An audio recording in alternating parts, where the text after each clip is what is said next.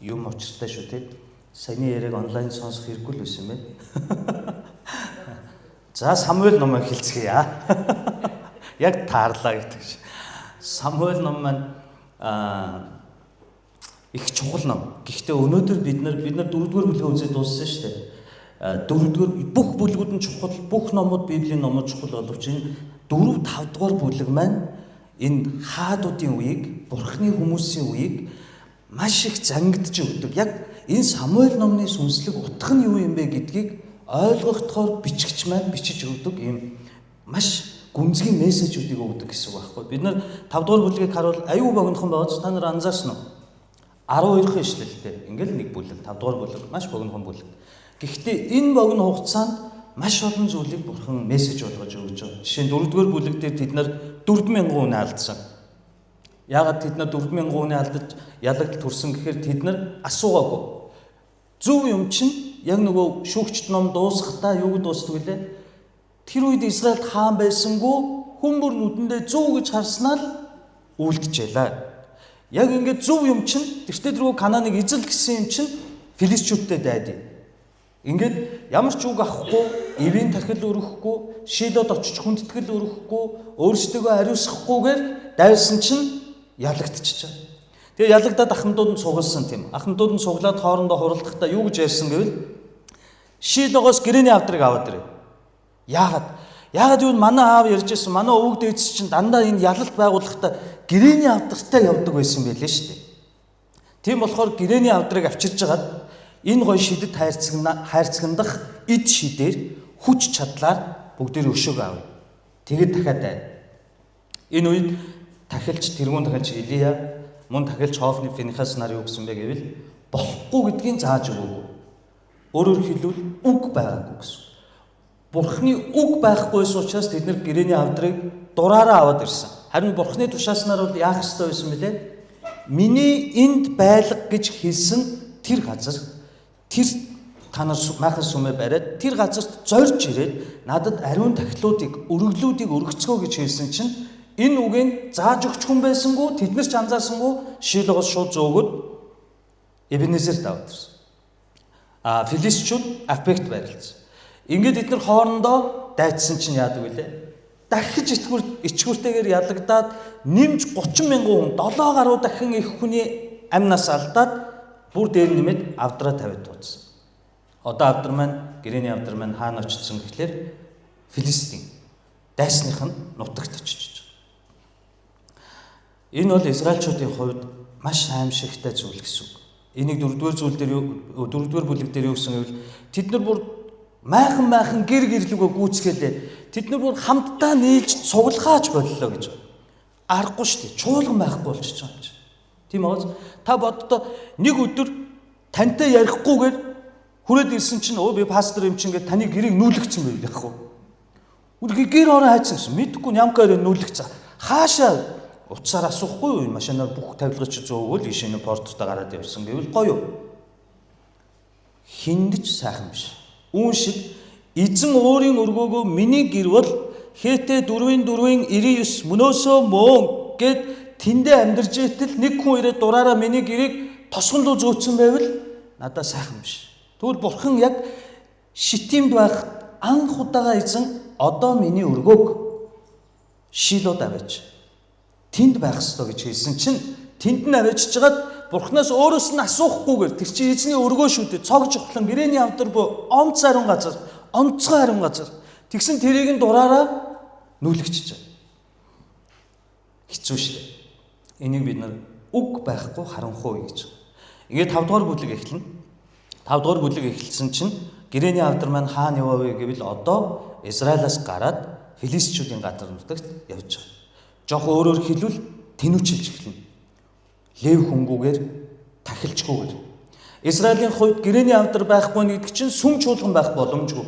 Иохан номны 4-р бүлэг дээр Самар эмэгтэйтэй Есүс уулзахдаа тэр сүнслэг хүлээсийг тайлсан нь одоо та нар энэ Крисим уулан дээр ч биш, одоо та нар Иерусалимд ч биш, хаа байгаа газараа эцэгт мөргөх цаг ирж байгаа бөгөөд ирчгээд байна гэж хэлсэн тэр сүнслэг тайллаас бид нар заавал гэрээний авдар, заавал Иерусалим гэхгүйгээр хаа байгаа газараа хүндэтгэл өргөж түүнийг Бурхан сонсож тэр тахилыг хүндэтгэл мөрөглийн тахилыг хүлээж авах үе таалга, сүнслэг үе таалгыг Есүс өөрөө нээсэн.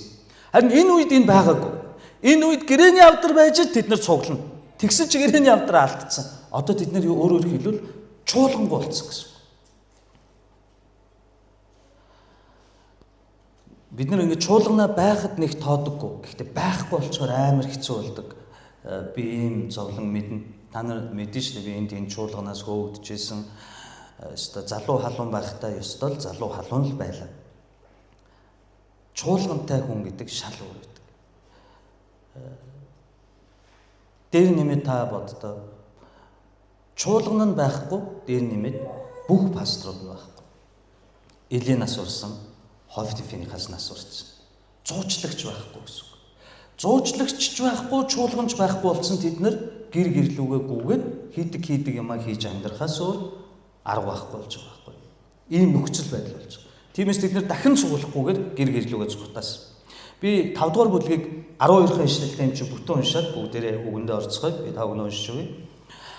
Филистичүүд Бурхны авдрыг булаан аваад түүнийг Эбенезерээс Аштод руу авчирв. Филистичүүд авдрыг булаагаад дагооны дугуйнд авчирн дагооны дэргэд тавив.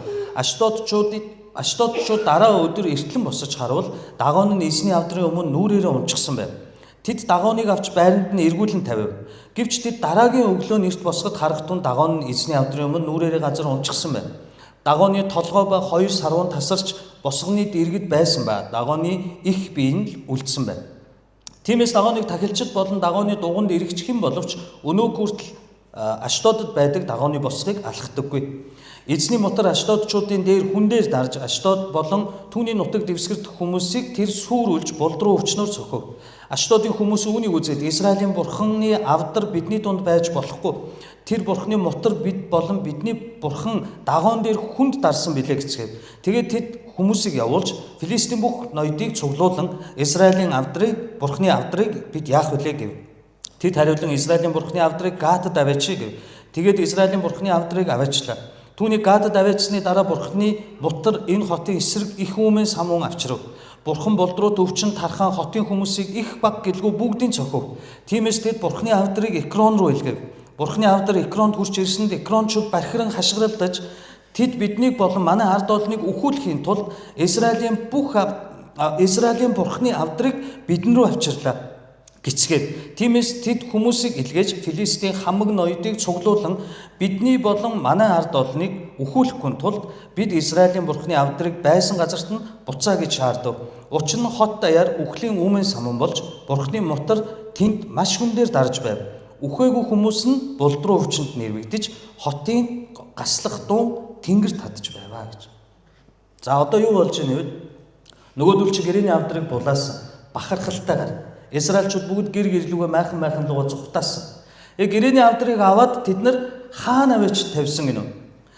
Филистичүүд бурханы авдрыг булаан аваад түүнийг Эбенезерээс Аштод руу авчирв гинэ. Израилийн нутаг, Филистийн нутагдах тийм ээ тэнгисийн эрэг дагуух сүнсэн биш. Газар дундын тэнгисийн эрэг дагуух хамгийн том 5 хот байд Филистийн. Тэр том 5 хотын хамгийн том нь Аштод хот. Юугаараа Аштод Филист дотор хамгийн том нь гэхээр хамгийн том хиймэл шүтэн дагооны тахилын өргөө нь Аштодод байдаг байна. Тэгээ бодохоор бид нар тэгвэл одоо яагаад тэд нар Израилийн бурхан гэгддэг гэрээний авдрыг аваад Аштодод авчираад хамгийн том хоттой авчираад хамгийн том хиймэл шүтэнийхээ өргөөний хажууд дагооны хажууд байрлуулав гэдгийг бид нар бодож үзэх хэрэгтэй гэсэн. Өөрөөр хэлбэл энэ дээр хэд хэдэн тухайн үеийн ертөнцийг үзэх үзлийн дүр төрх байдаг. Дагоон гэхээр танд юм төсөөлөгж байна уу? Филистичүүдийн эдийн засаг тийм ээ хүн амын өсөлт эдийн засаг нийгмийг бүрдүүлж идэг санхүүгийн их усүр гэж бүх улс үндэстэн байдаг тийм үү? Уул уурхай түшгэлсэн улс байна. Валют арилжаа түшгэлсэн улс байна. За дайн дайжин түшгэлсэн улс байна шүү дээ тийм үү? Гэтэл филистичүүдийн хувьд ямар учиртай юм гэхээр тэд нар юуны эрэг дагсан гинөө? Газрын зураг дээр газар дундын тэнгисийн эрэг дагсан хотууд байдаг. Тэгэхээр Тэнгисийн ирэг дээр амьдарч байгаа хүмүүс хамгийн түрүүнд амьдрахын тулд өөрийнхөө дундаж орлогоог бүрдүүлэхийн тулд юу хиймээр юм шиг байна? Усан цэлхүү. Загасчлан гэсэн үг. Тэгэхээр Филистийн хамгийн том эдийн засгийг бүрдүүлдэг нэг том хэсэг нь бол загасчлал, далайн бомбтууд. Энэ бүтээгдэхүүнүүдээр улсынхаа эдийн засгийг бүрдүүлж идэг юм улс орн гэсэн. Нөгөөх нь Филистийн 5 хотоодоос доошоо яваад газан болон Аштодоос доошоо Экрон хүртэл одоо газрын зургаар ярил Синай уулын ойролцоо цул газар байна. Тэр газар тэд нар юу хийдэг вэ гэвэл бас нэг эдийн засгийн том түшиж тулгуур нь юу юм гэхээр ногоо тарьдаг. Тариа тарьдаг, арваа буудаа тарьдаг. Тэгэхээр эдийн засгийн тал хувийн далайн бомбд загасчлал бүрдүүлж идэг бол нөгөө тал хувь нь юу бүрдүүлдэг байх нь? Хүн амын амжиргааны төвшнийг дундад төвшөнд барьдаг бас нэг том хүч нь тариалан байхгүй. Тэгэхээр хүмүүс чинь хиймэл шүтэнийг өөрсдөө бүтээдэг. Тэгэхээр филистчүүд дагоон гэдэг хиймэл шүтэн бүтээсэн. Тэгээд тэд нар дагооноос юу гоох вэ? Загасчт нь юу гоох вэ? Загасгүй.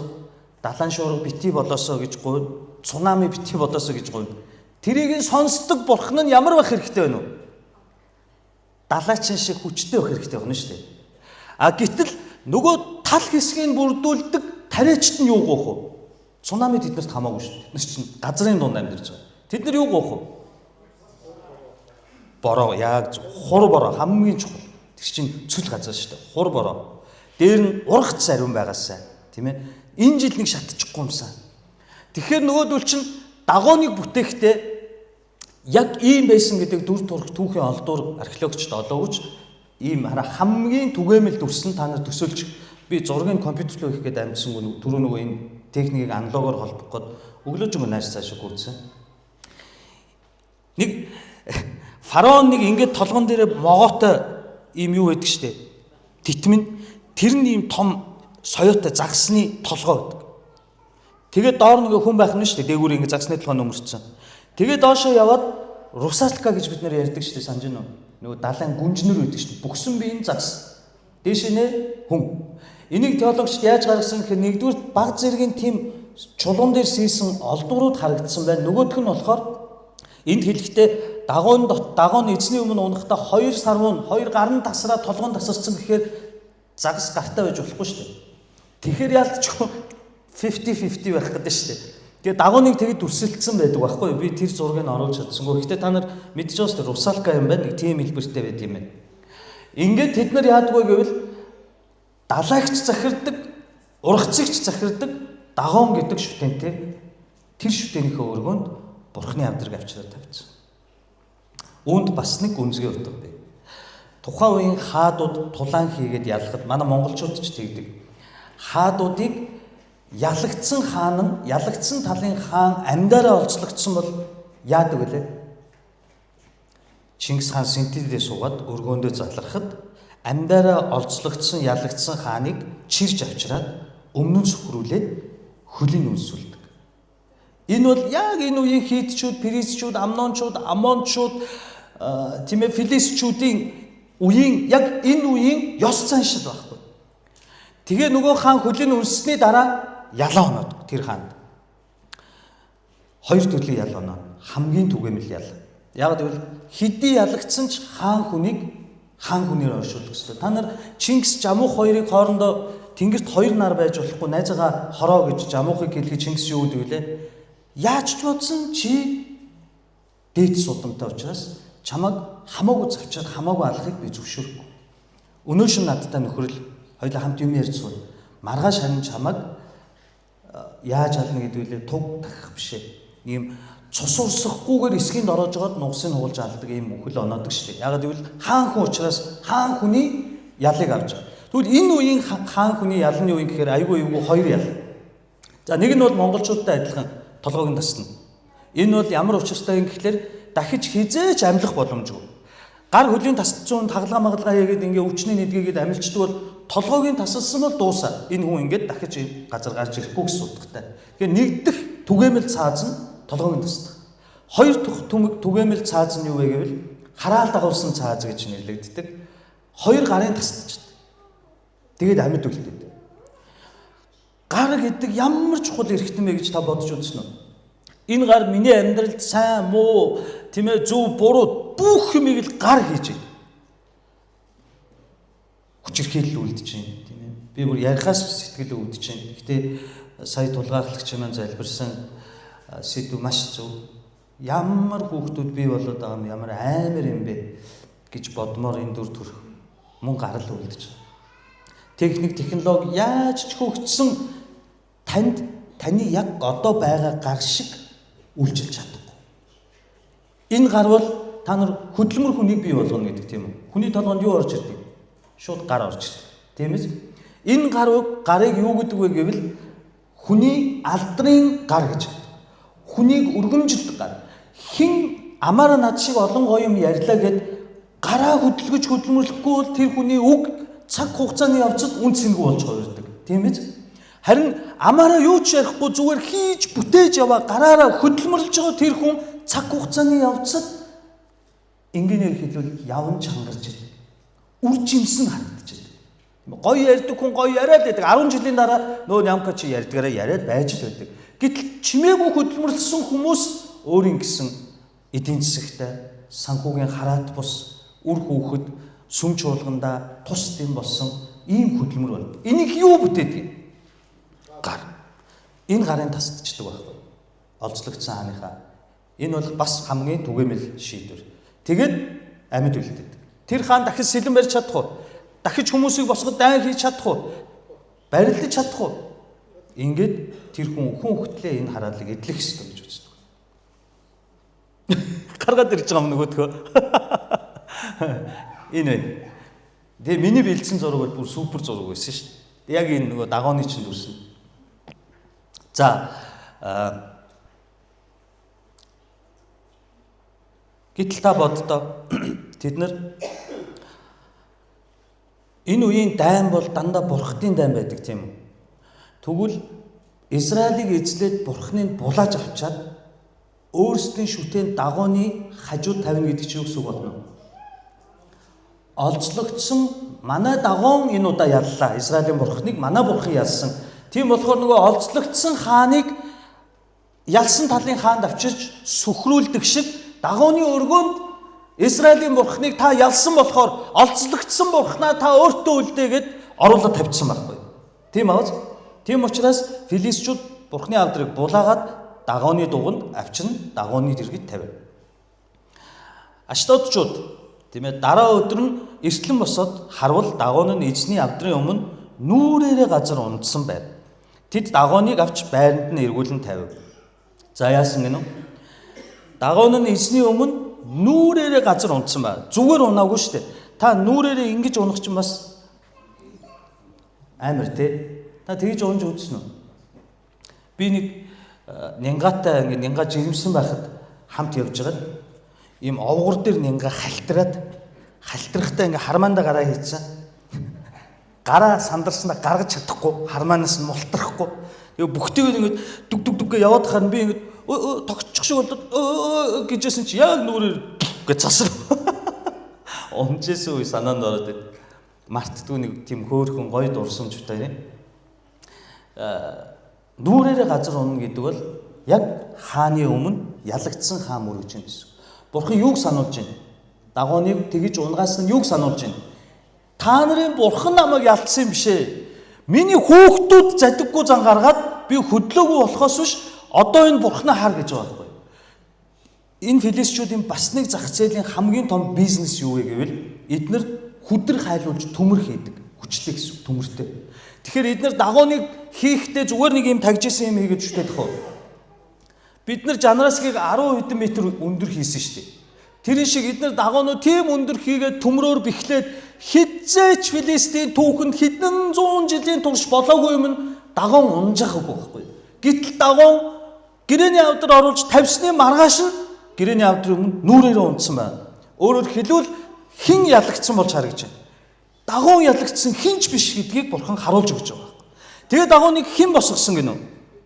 Тэд дагооныг авч байранд нь эргүүлэн тавилаа. Хэн босгож байна? Хүмүүс босгож авч энэ хиймэл шүтээний мөн чанар.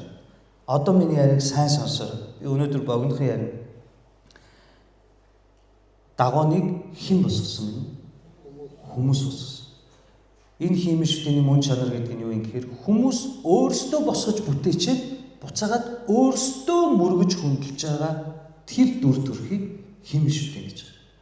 Тэгвэл Израильчууд яаж вэ? Өөрсдөө гэрээний авдрыг авчираад өөрсдөө ялах гэсэн учраас гэрээний авдар хиймэл шүтээ мэт үн цэнгүй болсон байна. Уулын түн дотор байгаа манна 10 цэцгэлсэн таяг хуулийн хавтангууд нямка чи ямар сул дорой вэ? Чи өөрийн бодлоор, өөрийн төлөвлөгөөгөөр амьдрах нь Бурханд ямар тааламжгүй байдаг вэ? Чи өдөр бүр түүнээс асууж, гимшиж, даруусч, өдөр бүр ямар ч зүйл хийсэн эзний хүсэл юу вэ гэдгийг асууж амьдрах нь ямар чухал вэ? Яг л Давид шиг эзэн минь би найдах уу?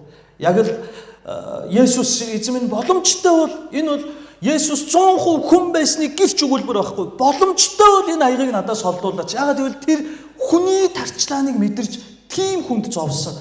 Гэхдээ юу гэдэг вүлээ? Миний биш, таны хүсэл. Харин Израильчууд энэ удаа яасан? Таны хүсэл биднэрт хамаагүй хүч чадлаа зээлчих. Наа шидэт авдраас чинь дайрагдахыг гиснээрээ дагоонтой ижил болгоцсон байна. Хиймэл шүтээ мэт харцсан. Тийм учраас Бурхны гэрээний авдар хиймэл шүтээнүүдийн дунд заларж байгаа байхгүй. Ойлгож байна. Гэхдээ эзэн Ихабод биш. 4-р бүлэг дуусахдаа Элигийн 2 хүн нас барсан чинь 1 хүн амьд үлдчихдэг. Бэр нь том хүү Финихасийн эхнэр. Тэгтэл бэр нь төрхийн хүндрэлээр нас бараад өгч яхад нь найзууд нь эмэгтэйчүүд нь чи хүүтэй болсон удамчин тасраагүй санаа амар бай гэж хэлэхэд хүнд сэтгэлээр миний хүүд Ихабод гэдэг нэр үг. Алдар нь Израилаас явлаа гэж хэлээд нас бардаг. Гэт тэр алдар бидний нүдэнд явцсан мэт харагдсан ч одоо яаж вэ? Миний хүүхдүүдийг яана гинэ гэж гад нөгөө шүтэн дагооны зүгээр ч биш бүр нүрээр нь өмнө унгаж. Нөгөөдөл чинь сандраад бушуухан шиг босгоно. Бурхан минь юу болж байна? Ингээд босгосон чинь дараа өдрийн нардаа дагооныг авч байранд нь эргүүлэн тавив. Гэвч тэд дараагийн өглөө нэрт босгод харах тун дагоон нь эзний авдрын өмнө нүрээрээ газар унчихсан байв. Дагооны толгой ба 2 сарван тасарч босгоны дэргэд байсан ба дагооны их биеийн л үлдсэн байна. Яасан гэнэ үү? Дагоо босгоо тавиад тэд нар чинь бэхлэн штэ тийм үү? Тулгаа нэмхээ. Дахиад унчихгүй сайн бэхлээрээ гэд. Тэгнэ үстэй. Гагн нөгөө төмрөө өстой янзын сайхан бэхлээ за одоо найдвартай унахгүй. Яаж бид нарыг нөгөө тахилч нар нь бодно штэ. Би байсан бол бодно. Яаж намайг дараад алчихгүй. Яг мөргөжс ч дээрээс унсан бол баларх байж мэж ч гэдэг юм. Нам сайхан бэхэлсэн мэт за найдвартай үз дахиад унахгүй пастора. Окей. Маргааш нь орсон чи яасан бэ? Дахиад нүрээр унсан. Зүгээр унаагүй 2 дахь удаадаа унахдаа яасан бэ гэнэ үү? Толгоо сарвуун яасан гэнэ үү? Үгийн анзаар яасан гэнэ үү? Тасарсан. Энийг хүмүүс ихэнхдээ нөх хүнд юм чинь унахдаа бутраад хугараад унчлаа гэж бодоод байдаг. Үгүй. Таслана гэдэг чинь хэрчигдсэн, тасдагдсан гэдгийг бичгч маань хэрэгжилж байгаа. Еврей үгэн дээр яг адилхан утгатай. Өөрөөр хэлбэл ингээ бутраад эвдэрсэн биш, хагарсан биш, цавчигдж тасдагдсан гэсэн үг. Тасдсан гэсэн үг шүү дээ. Тас цавчив гэдэг үү шүү дээ. Тэгэхээр тэд нар хараад яах вэ? Юр биш юм бол. 2 дахь өдрөө орсон чи бүр унаа зогсохгүй 2 гар нь толгойн тасарсан. Түрүү би хаадуудын хамгийн түгээмэл олцлогдсон хаадуудад өгдөг хамгийн түгээмэл хүнд ялна юу гэж хэллээ. Нэгдүг нь толгойн тасна. Хоёр дахь нь гарын тасна. Бурхан юу хэлж байгаа филистичүүдэд? Уучлаарай л гэж байгаа. Би бол амьд агуу бурхан. Та нарын энэ шүтэн эсэргээрээ миний өмнө сүгдэх бөгөөд миний хөлийг үнсэх бөгөөд би түүнд та нарын өгдөг шийтгэлийг мөн ижил өглөө гэж. Үүнээс хойш яг энэ үйл явдал болсны дараа яг яасан гэнэ үү? Толгойн тасраад сарвун тасарсан. Дагооны биеийн л үлдсэн байлаа. Тиймээс дагооны тахилчид болон дагооны дуганд ирэгч хэн боловч өнөө хүртэл ачлуудад байдаг дагооны босхыг алхдаггүй гинэ. Энэ орчуулгын жоохон өөр. Гэхдээ сүүлийн 19 оны орчуулга дээр засцсан байна гинэ. Би аюу баярлсан. Өчигдөр би оюутнуудаасаа мэдсэн байхгүй юу? Би жоохон хуучин 2013 оны Библи хэрэглээд байдаг байхгүй юу? Нөгөө миний хэрэглэдэг Sword app дээр энэ л байдаг. Тэгээ энэ дээрээс юу гэж нэхэр гангаахаа би танаа босгоор дахиж алахгүй гэвэл юу гэж ойлгох вэ гангаах? Яатсан биш. Юунд энэ үгийг юу гэж ойлгох? дахиж хизээ танад очихгүй гэсэн үг үстэй. Тэгэхээр дагууны тахилчид дахин энэ орчуулгаар харах юм бол дагууны Аштодод байдаг дагууны босгыг алхдаггүй гэхээр чинь энээс хойш тэр сүмдээ очдгүй юм шиг мэдрэмж гараад байгаа биз. Энэ нь яг орчуулган дээр та нар 19 оны Библиэд хардаа дагууны тахилчид босгон дээр гიშгдэггүй гэж. Босгон дээр гიშгэхгүй гэдэг чинь өөр утга шүү дээ. Монголчууд ч гэсэн гэрийн босгон дээр гიშгдэггүй гэдэг үстэй. Эднэр яагаад гიშгэх болсон гэхээр дагуун нь унахдаа босгон дээр унтсан байхгүй. Тэгээ босгон дээр толгоон тасраад гарын тасарсныг эднэр юу гэж үзсэн гэвэл босгон дээр яагаад гიშгдэггүй гэвэл дагууныг доромжилсан тооцно. Яагаад гэвэл нэгэн цагт дагуун Израилийн бурхны өмнө босгон дээр хоёр гар нь толгоон тасарсан юм аа. Ялагдсан байдалтай олдсон юм аа. Тийм болохоор тэр тасарсан босгон дээр нь бид нэр хөлөөрөө гიშгэх юм бол дагууныг доромжилсан болно гэж үзээд босгон дээр гიშгдэггүй гинэ. Тэгвэл одоо бод эднэр юу мэдэрсэн бэ? Өнөө хүртэл Израильчууд ч тийм еврей хүмүүс өнөө хүртэл яг монголчууд шиг гэрийн босгон дээр гიშгдэггүй. Гэхдээ бид нар бол дагоонгүй. Бид нар яадаг вэ гэвэл би судалж үзсэн байхгүй юу? Хамгийн боломжийн эрдэмтдийн нэг юм судалгаа байна. Монголчууд яагаад босгон дээр гიშгдэг юм бэ гэсэн чинь олон юм байна л да мухар сүсгийн. Гэхдээ нэг хүн ингэж эрүүл ухаанаар тайлбарласан нь гэрийн босго гэдэг бол Нямкагийн гэр, Ганга ахлагчийн гэр гэдэг хязгаар байхгүй. Энэ босгыг давал хэний гэр? Ганга ахлагчийн гэр. Тэгвэл би Ганга ахлагчийн гэр рүү босгыг даваад орсон бол би хэн болж хувирах юм? Би зочин. А Гангаах манай босгыг даваад орж ирвэл хэн болж хувирах вэ? Миний хүндтэй зочин болж хувирах. Ийм хоёр ертөнцийг хязгаарласан хязгаар учраас тэрэн дээр нь очиод ингэж гიშгээд ахаар та бид хоёрын гэр бүлийн дунд ийм хязгаар байхгүй, шаардлагагүй. Би босс гэж байгаа утга агуулах гэдэг биз? Яг гэвэл гэр бүлийг хүндлэх ёстой шүү дээ. Бид нар хичнээн пастор, хичнээн мундаг лаг байсан ч хэн нэгнийхээ гэр бүл гэдэг тэр үндснийг хүндлэх ёстой. Ороод гутлаа тайлаад, минь тус мэдээд, хийж өгсөн цайг нь уугаад, хийж өгсөн хоолыг идээд хамт нөхөрлөдөг. Энэ бол яаж вэ? Хүндлэл үзүүлж юм гэсэн үг байхгүй. Ороод хувцсунараа тайлж шидээд, орон дээр нь өсөрж ороод гэж ингээд байвал бүр дот нь бол юу юм гэхээс ер нь онцгүй шүү дээ. Айлд ингэж авирж болохгүй тийм ээ. Ийм учраас монголчууд босгон дээр гიშгийг цээрэлдэгэ гэж хэлсэн байна. Би энийг бодоод бас яг вэ гэр бүлд үзүүлж байгаа хүндлэл мухар сүсэг биш юм байна. Харин эдгээр яагаад гიშгдгүү гэвэл дагуунаас болоод өнөө хүртэл гэж байна. Тэгэхдээ яг өнөөдөр 21-р зууны Израильчууд ч босгон дээр гიშгдэггүй. Филистичүүдээс авсан нөлөө байна уу? Нөлөө байгаа байхгүй. Нөгөө энэмүү жижигхэн хот яадаг ингээд үл тоосон нөлөө нь гараад ирж байгаа. Бурхан шийтгсэн байна. Бурхан дагооныг тэдний өмнө ингэж шийтгсэн чинь одоо ингэж хэлж байгаа хараа. Ирэгч хэн боловч өнөө хүртэл Аштодод байдаг дагооны босгыг алхдахгүй. Эзний мотор Аштодчуудыг дээр хүн дээр дард Аштодод болон түүний нутаг дэвсгэр дээр хүмүүсийг тэр сүрүүлж булд руу өвчнөр сөхөв. Аштодын хүмүүс үүнийг хараад сайн сонсороо. Израилийн бурхны авдар бидний дунд байж болохгүй.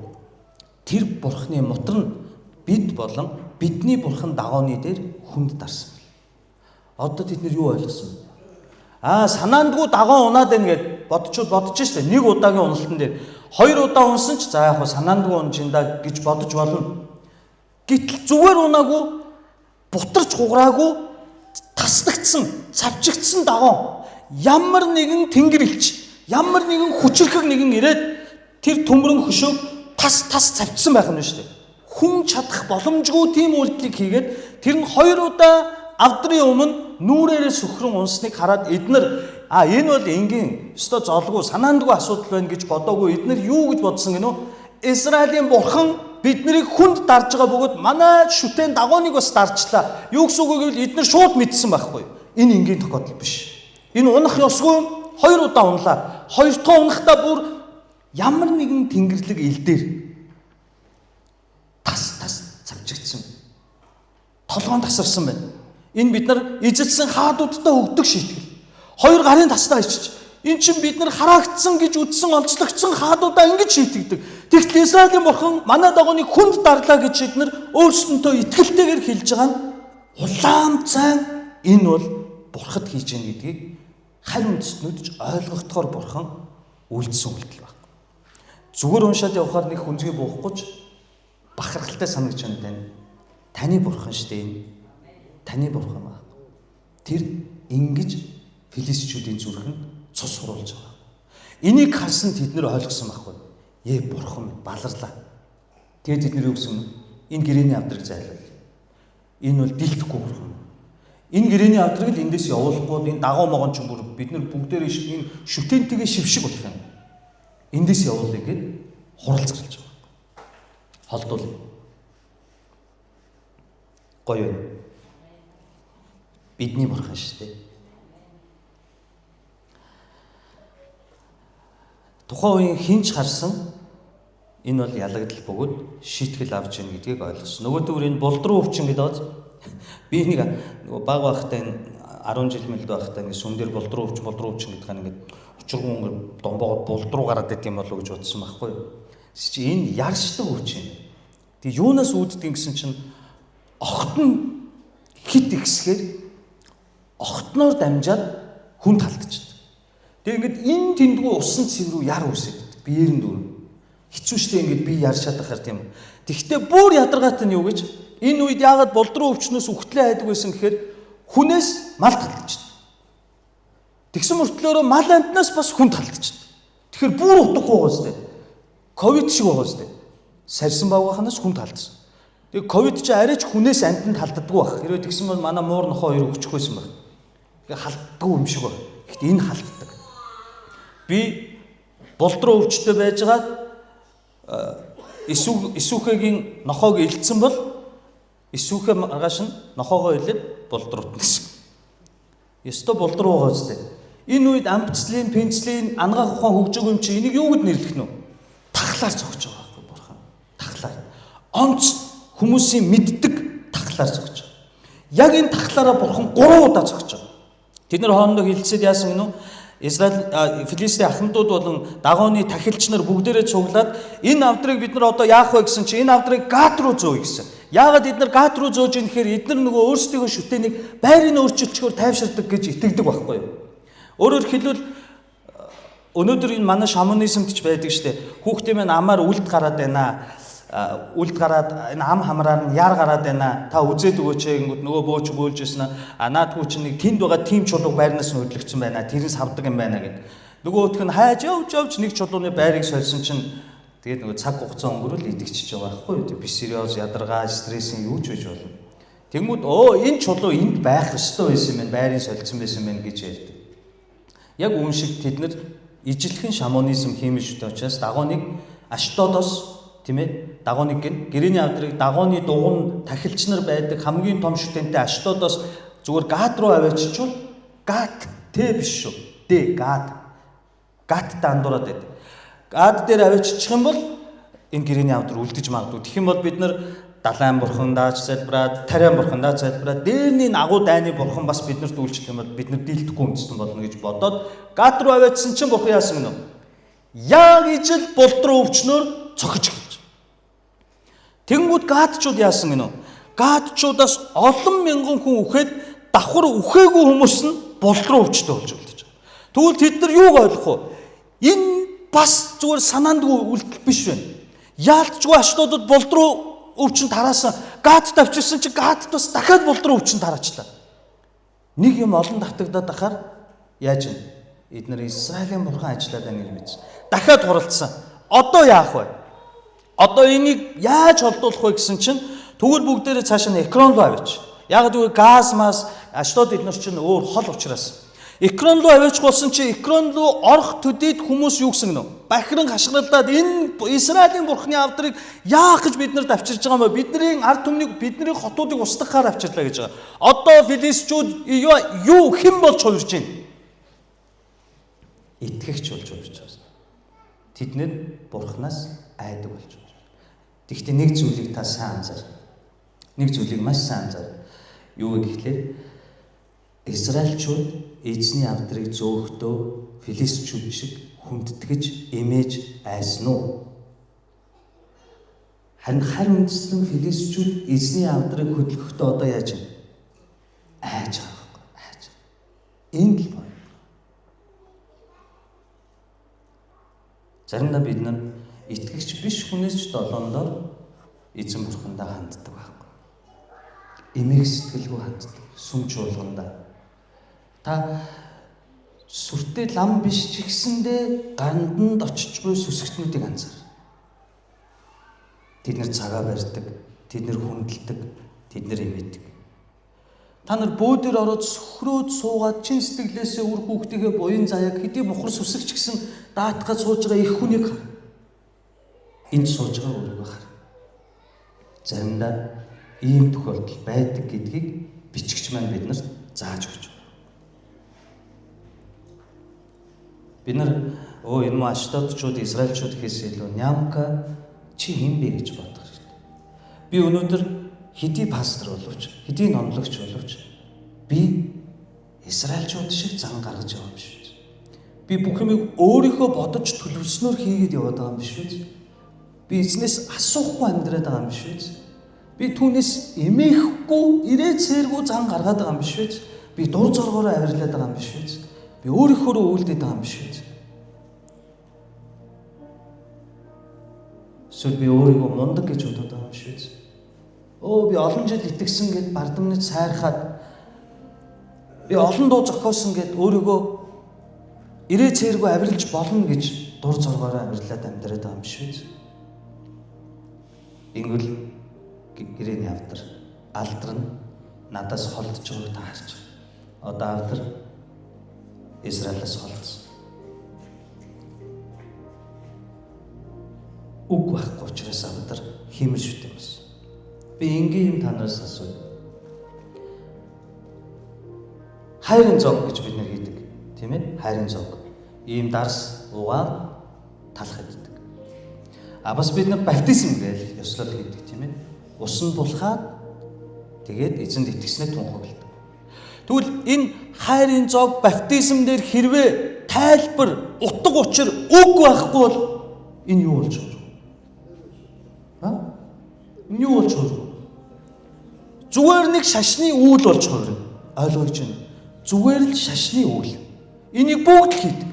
Энэ цус чухам, энэ дарс чухам хэнийг бэлэгдэж байгаа? Миний төлөө, миний увайгүй гин нүгэл, миний арчаагүй байдлыг мөнхөд уучлж намайг өөртөө авч хайрлахын тулд амиа өргөсөн Есүс эзний минь миний төлөө урсгасан гимгүү цусыг би дурсан санаад дахин гимшээд уух ёстой гэдэг тэр тайлбар утга учир үг нь байхгүй бол, Библийн үг нь байхгүй бол, Бурхны үг нь байхгүй бол тэр дарсыг бид нар ууж байгаа зүгээр л нэг шашны үйл, мухар сүсгийн үйл. Энэ талах шиг бяцарч, урагдаж, химлэгдэж, тасдагдаж миний төлөө, миний өнөөдөр ч гэсэн үйлдэж буй ийм арчаагүй увайгүй байдлын төлөө хизээч авралт хүрэх боломжгүй гим нүглээр дүүрэн миний төлөө урагдсан Есүс эзний минь ариун нандин би гэж бодоод гимшээ. Даруусаад амандаа хийх ёстой тэр үгийн утга учир байхгүй бол яах? Талах хэдлээ гэдээ яад. Гэртээ ч хийддэг шин. Усан булхлаа гэдээ яад. Баптизм би гин нүгэл дотроо үхэж байна. Би загалмай дээр Есүстэй хамт үхлээ. Одоо би энэ уснаас гарахдаа бүх гимээ угаалгаад одоо амьд байгаа нь миний дотор байх Есүс эзэн таа байх болно. Би бүх хүчээрээ хичээж таныг дагаж амьдрах болно. Энэ утга учир үг тайлбар байхгүй бол усанд булхаад яад. Зүгээр шашны үйл, шоу. Бид нар гэртээ бүгд л усанд ордог ш. Үүнтэй адил. Номлол уран цэцэн гоё ярих, Библи гоё тайлбарлах, гоё хөгжим тоглох, гоё дуулах, амжилттай сайхан үйлчлэх, бусдад мундаг харагдах, тэр пастор мастер нэр зүүх, номлогч момлогч гэдэг нэр зүүх нь үг байхгүй бол юу юм? Зүгээр л шашны үйл. Бид нар энийг сайн бодох хэрэгтэй. Яг үн шиг үг байхгүй учраас эзний цог жавхлан болох гэрээний авдар хүртэл зүгээр л хиймэл шүтэн болоод хуурчиж байгаа.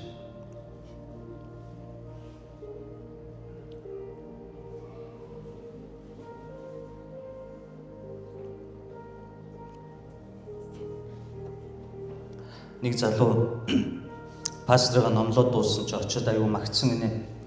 Пастра таны номлол шүү дээ. Яг л мөнхийн ус шиг байлаа гэлтгсэн гинэ. Гоё үг байгаа шүү дээ.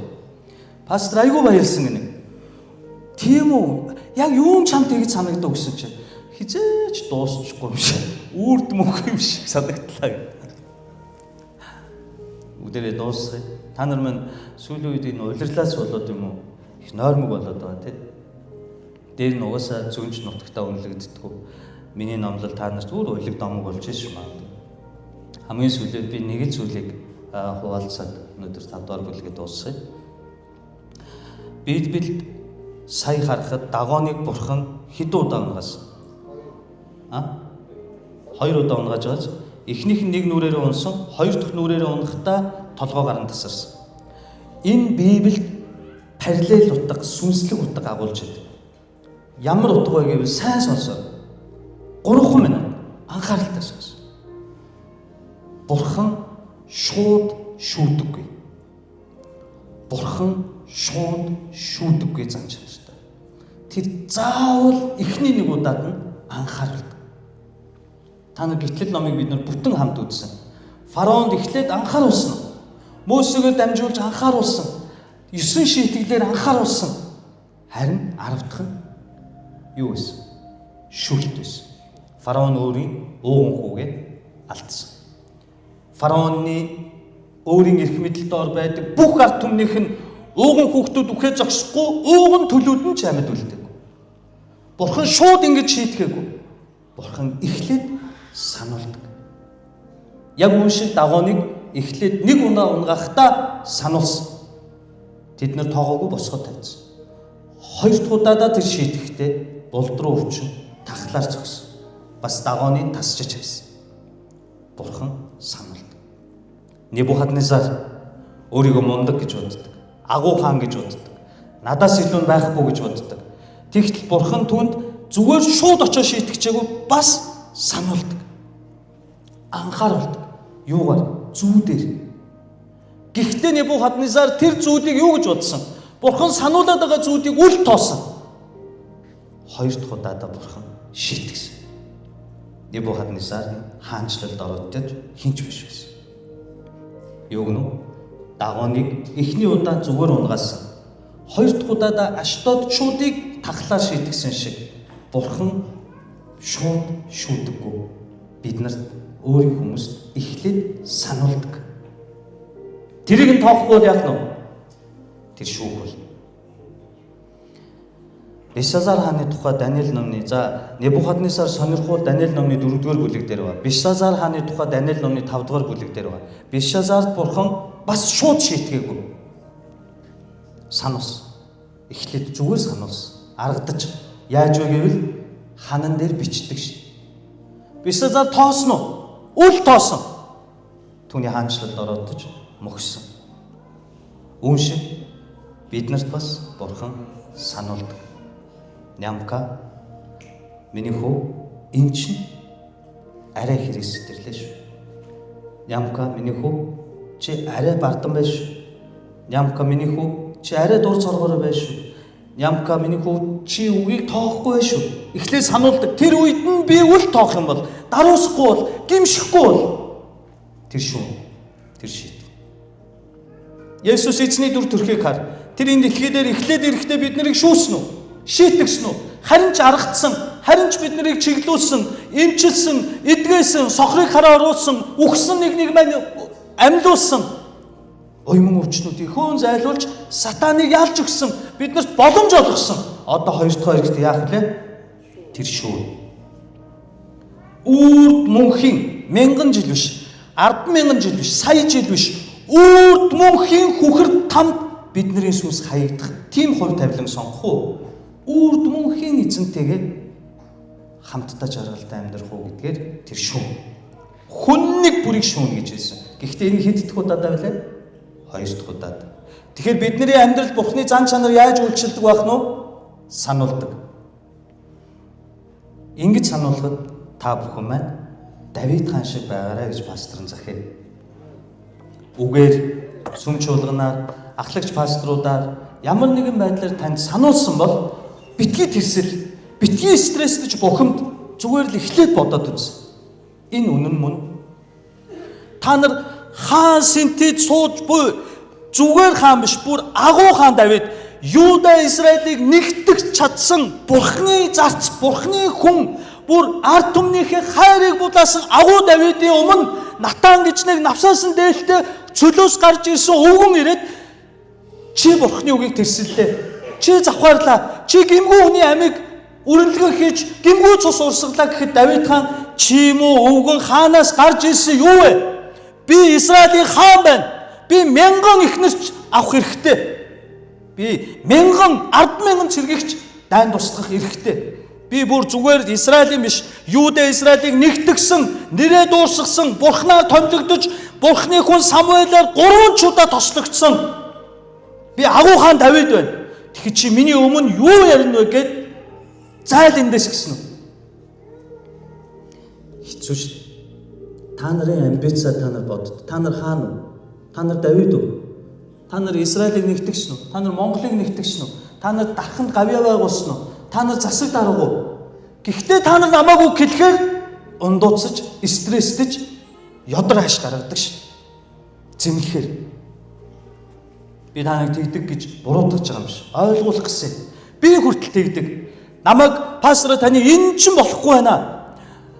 Эртээ та өөрөө тэгээ үстэй ч гэдэг юм хэн нэгэн тэгэхээр би шууд дотроос түнх гэд. Юу гинэ? Энэ одоо арай дэнтнэ. Энэ одоо арай даварж байна. Миний өдөс юу гинэ? Муу бацаан чи. Юу гинэ чи? Яасан гинэ суран заглагчаа? Энэ юу?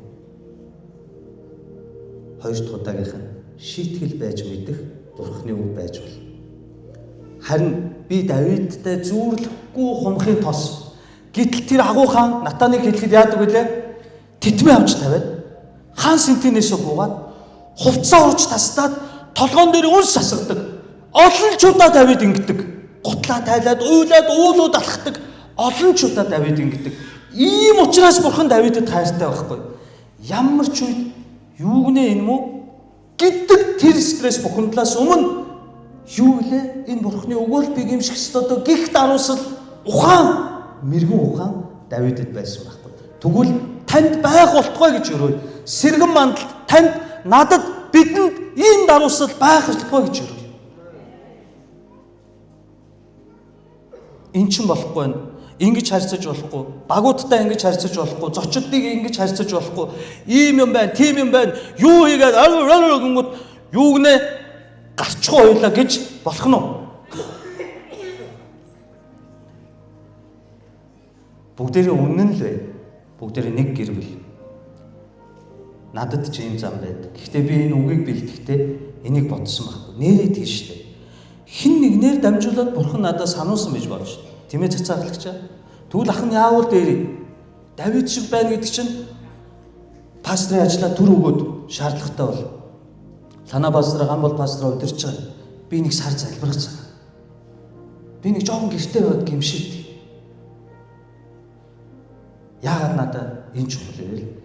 Надад сүм биш, карьер биш, амбиц биш, алдар нэр биш. Надад миний хайртай Есүс минь хамгийн чухал. Тэгэхээр би хамгийн хайртай Есүстэй хуулс шиг, бөөс шиг, эсвэл хорхоо шиг наалдаж амьдрахын тулд түүнээс холдож болохгүй. Тэр цав нь даруусал. Тэр цав нь Давид хааны зам чадвар. Тиймээс сайн санаж ав. Бурхан шууд шийтгдэг, сануулдаг. Харин бид нар яана гинөө? Сануулсан даруйд нь гимшээд иргэх нь ерөөлийн зам. Мөнөөсөө мөн. Сануулсан даруйд нь даруусаад байгаа бүх байдлаасаа буугаад хинч биш болоод нулимсаа урсгаад эзнийхээ хөлийг өнсөх нь ерөөлийн зам. Мөнөөсөө мөн. Амен. Ерөөлийн замаар замнагчд байцгаая хэмээн эзний нэрээр ерөөж байна. Бүгдээрээ хамтдаа залбирanгуйцгаая.